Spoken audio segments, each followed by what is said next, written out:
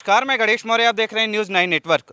उत्तर प्रदेश की योगी सरकार 2017 में आने के बाद बड़े ऐतिहासिक फैसले लिए थे, जिसमें उन्होंने एक ऐतिहासिक फैसला, उसमें सबसे बड़ा मुद्दा बना था कि जो अवैध कब्जा है, अवैध कब्जा से कब्जा जो भूमाफिया कब्जा किए हैं, जैसे तालाब हुआ, घूर गड्ढा ज़मीन हुआ, बंजर ज़मीनों पे कब्जा मुक्त कराने की बात हुई थी।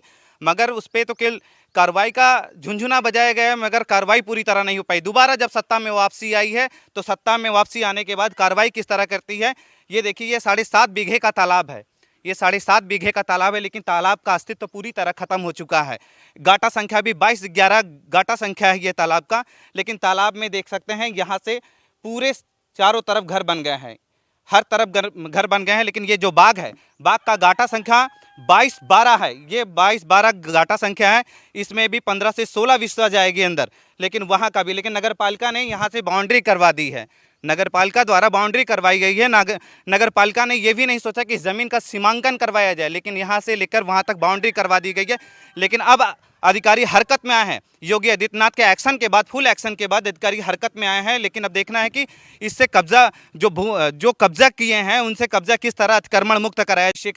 7.5 बीघे का तालाब है, 7.5 बीघे के तालाब में इसका बताया जा रहा है कि यहाँ तक इसका बॉर्डर है। ये नीम का पेड़ जो है, यहाँ तक बॉर्डर है। लेकिन तालाब के अंदर भी कई मकान बन चुके हैं, कई मकान बन चुके हैं, बहुत पुराने मकान बने हुए हैं तालाब के अंदर। ये तालाब का दूसरा छोर है, ये तालाब का दूसरा छोर है। दूसरे छोर में ये 15 से 16 बिस्वा ज़मीन, 15 से 16 बिस्वा इस बाग में जाएगी। लेकिन बाग किसके नाम पे है, किसका नहीं। लेकिन बाग में जो अंकित है, जो यहाँ तालाब का गाटा संख्या जो इस बाग में आ रहा है, इस बाग में 15 से 16 बिस्वा आ रही है ज़मीन, 15 से 16 बिस्वा आ रही है। तो आप जान लीजिए 200 साल पुराना धार्मिक स्थल भी है। वहाँ पे लोगों मौर का हुआ, छठ का पूजा हुआ, रावण वाला जो होता वो सब वहाँ पे होता है। लेकिन लोगों की इतनी ज़बरदस्ती वहाँ पे लोग जाते हैं, लोग गाली गलौज करके बदतमीजी करके लोग भगा देते हैं। ये स्थिति है वहाँ पे। और पूरा कब्जा क्या आप देखें, गोबर सोबर पूरा इतने बुरी तरीके से कब्जा किया गया, देख के दया लगता है। लोग मतलब वहाँ पे जैसे मोर और या और सब शर्माने जाते हैं, तो लोगों के लिए जान लीजिए लड़ाई झगड़े का नंबर आ जाता है। तालाब का एरिया 7.5 बीघे में है। जी 7.5 बीघे, जी 7.5 बीघे में है। लेकिन उस तरफ एक बाग भी है। जी हाँ, छोर पे बाग है जी। बाग में भी 15 से 16 बिस्वा गया है। हाँ और गया होगा भैया, कम से कम उसमें 1.5-2 बीघे के आसपास जाना चाहिए। वो सब पाट डाले हुए ज़बरदस्ती। वो लोग भी इधर तो सब सीढ़ी उड़ी उसका अभी अस्तित्व मिलेगा आपको पूरी तरीके से जो है।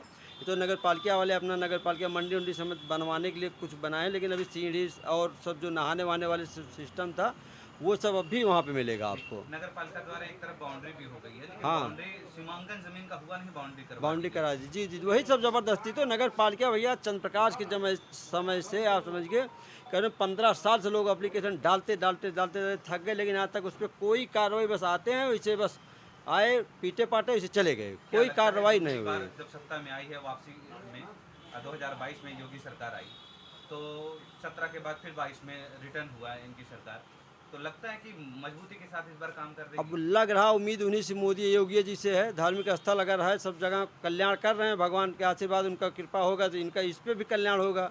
योगी जी का बुलडोजर चलेगा, जो जबरदस्ती है। कम से कम 20 बार नगर पालिका में गया होगा, कम से कम 20-25 बार, लेकिन कोई डीएम तक का मतलब किए गए शिकायत, लेकिन कोई मतलब ही नहीं हुआ। ये लगता है कि आँख में कोई पट्टी बंधी हुई, कोई मतलब लोग मतलब तहसील दिवस में पड़ा हुआ है हर जगह, लेकिन कोई मतलब आज तक कोई कार्रवाई नहीं। जांच आया हुआ है, उसके बाद रिपोर्ट लगा के काम खत्म। जांच के लिए आए थे, उसका कोई कार्रवाई, कोई आज तक काम नहीं हुआ है। जांच के नाम पे बस काम का